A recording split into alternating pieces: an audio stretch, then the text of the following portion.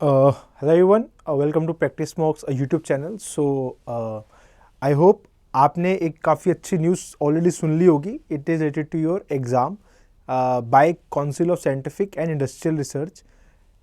It has come up with the notification regarding the section officer and assistant section officer post for profile of journalist as well as the finance and accounts and the store and purchase.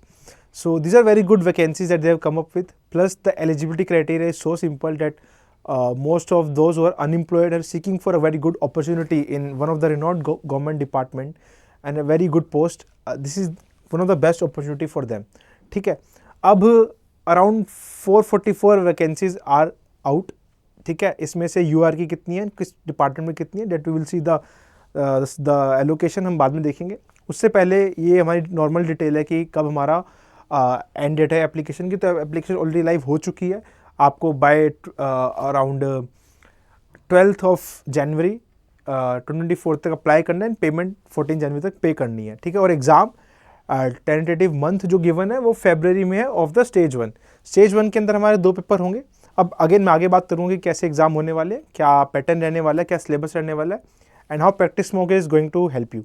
ठीक है. सो CSR क्या है इसके बारे में आपको पता होना चाहिए. It is a very good research body. यहाँ से a lot of research happens and it has a lot of departments.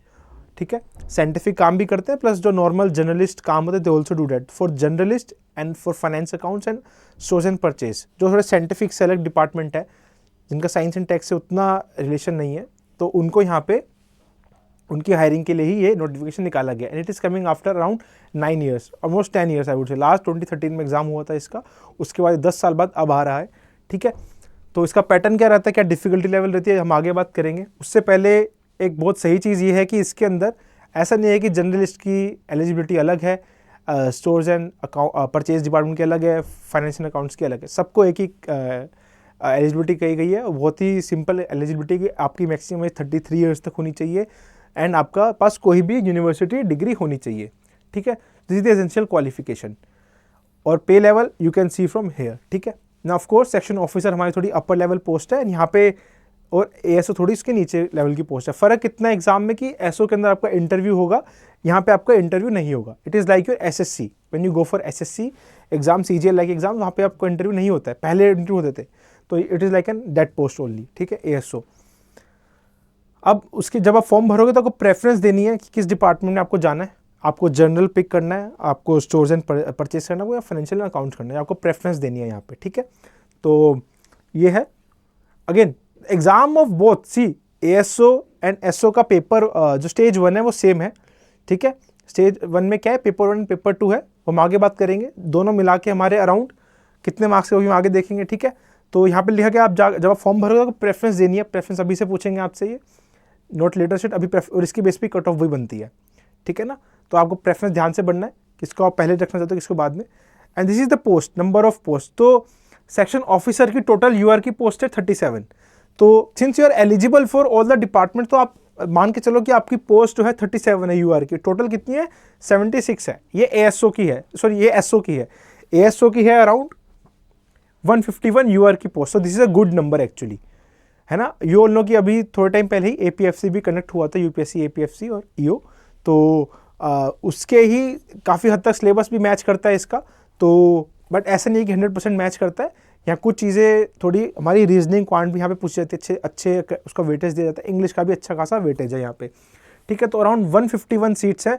Total seats कितनी है, 368. UR की 151 है, तो 368 plus your 76, around 444 post total हो जाती हैं. ठीक है, बाकी ये डिसेबिलिटी सेक्शन वालों को कितनी पोस्ट है दैट इज देयर. बाकी इसमें अगेन रिलैक्सेशन क्राइटेरिया भी है. दिस इज रिलैक्सेशन क्राइटेरिया आप देख सकते हो.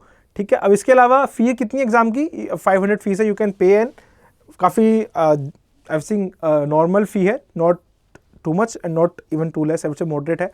अब भरो, बहुत अच्छी अपॉर्चुनिटी है. This is the syllabus. ठीक है, ये यहाँ पे बात करते हैं बेसिकली. तो basically this is the syllabus and paper 1, paper 2, paper 3 and interview. ठीक है, सो अब यहाँ पे दिया गया कि दोनों पोस्ट के लिए क्या क्या चीज़ें होने वाली हैं.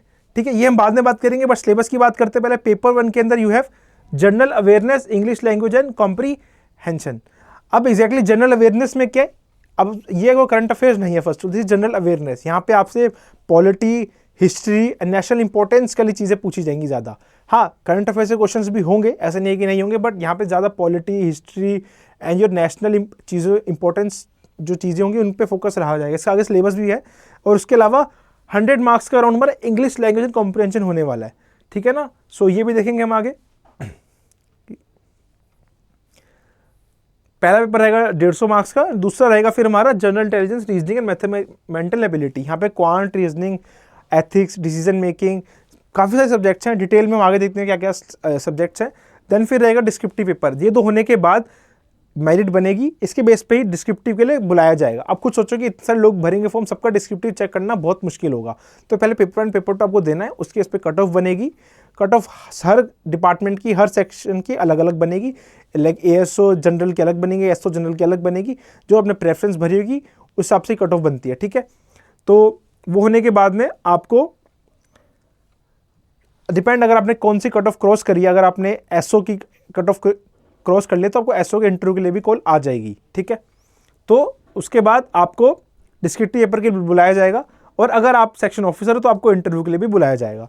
तो ये है, और उसके अलावा एक कंप्यूटर प्रोफिशिएंसी टेस्ट भी किया जाएगा फॉर ASO पोस्ट के लिए खाली। तो ये फर्क है, SO के लिए आपका इंटरव्यू होगा एंड ASO के लिए आपका दिस CPT टेस्ट होगा, कंप्यूटर प्रोफिशिएंसी टेस्ट, ठीक है, 100 मार्क्स का। It is just qualifying in nature, ठीक है। सो अब ये लिखा गया कैसे कैसे क्या क्या क्राइटेरिया बेसिकली। तो ये है सेक्शन ऑफिसर के लिए, candidate who secure the minimum threshold marks in aggregate out of 350 marks, ठीक है। 350 मार्क्स है पेपर 1 पेपर 2 के, उनको पेपर 3 डिस्क्रिप्टिव के लिए बुलाया जाएगा, ठीक है ना। अब यहां पे तो देखो ये है, डिस्क्रिप्टिव दोनों को देना है। डिस्क्रिप्टिव हमारा SO को भी देना है, ASO को भी देना है। उनको वही देंगे जो उनका पेपर 1 पेपर 2 में मेरिट क्लियर होगा, उसके बाद वो डिस्क्रिप्टिव पेपर देंगे, ठीक है। ये देने के बाद फिर यहां पे क्या बनेगा, कट ऑफ बनेगी। मिनिमम थ्रेशोल्ड बनाए पेपर 1 पेपर 2 पेपर 3, फिर एग्रीगेट कट ऑफ क्लियर करने के बाद दो सेक्शन भी क्लियर करनी है आपको, यानी कि पेपर 1 पेपर 2 की मिनिमम क्लियर करनी है, प्लस आपको ओवरऑल भी कट ऑफ क्लियर करनी है जो 500 मार्क्स की होगी हमारी। ये होने के बाद आपको इंटरव्यू के लिए बुलाया जाएगा जो 100 मार्क्स का होगा। फिर उसके बाद इसमें से फाइनल मेरिट बनेगी, इसके बेसिस पे ही आपको सिलेक्शन मिलेगा आपको पोस्ट पे, ठीक है। देन आपका ASO के लिए, ASO के अंदर क्या है, आपका डिस्क्रिप्टिव के अलावा कंप्यूटर प्रोफिशिएंसी टेस्ट होगा 100 मार्क्स का। फिर इसके बेसिस पे आपको सिर्फ CPT सिर्फ क्वालिफाइंग है तो उसके फाइनल मेरिट मार्क्स नहीं जुड़ेंगे। तो ये यहाँ पे सिर्फ पेपर 1 पेपर 2 पेपर 3, जो पेपर 3 डिस्क्रिप्टिव, तीनों के आपको कट ऑफ क्लियर करनी पड़ेगी, बस ओवरऑल कट ऑफ भी क्लियर करनी, फाइनल मेरिट यहाँ जाके बनेगी, ठीक है। अब ये सिलेबस है, तो सिलेबस में क्या है, जनरल अवेयरनेस में we have history, Indian national movement, constitution of India, politic, governance, social justice and current events of national international importance. ये 100 मार्क्स का रहेगा। एंड इंग्लिश लैंग्वेज जो रहेगी हमारी 50 मार्क्स की रहेगी, तो 100 का 50 मार्क्स का, ठीक है। फिर पेपर 2 के अंदर हमारे काफ़ी सारे सब्जेक्ट्स हैं, रीजनिंग एंड क्वांट है, ठीक है। जनरल साइंस है हमारी, इकोनॉमिक्स एंड सोशल डेवलपमेंट है, एथिक्स है, डिसीजन मेकिंग है, मैनेजमेंट है, नेशनल ज्योग्राफी है। तो काफ़ी हद तक इसका सिलेबस जो UPSC का प्रिपेयर करे, जो प्रिपेयर फॉर APFC EO, उनसे काफ़ी रिलेटेड है। बट ऐसा नहीं है कि सिर्फ जो उन्होंने UPSC का वही दे सकते, क्योंकि यहाँ पे जो लेवल होगा इतना हाई लेवल नहीं होगा UPSC जितना, कि सिर्फ UPSC बैकग्राउंड से बंदे क्लियर कर पाएंगे। काफ़ी नॉर्मल लेवल रहेगा। अभी इनफ टाइम में अगर आप वर्क करोगे तो आपको आराम से बेसिक सब्जेक्ट्स पे पकड़ बना लोगे।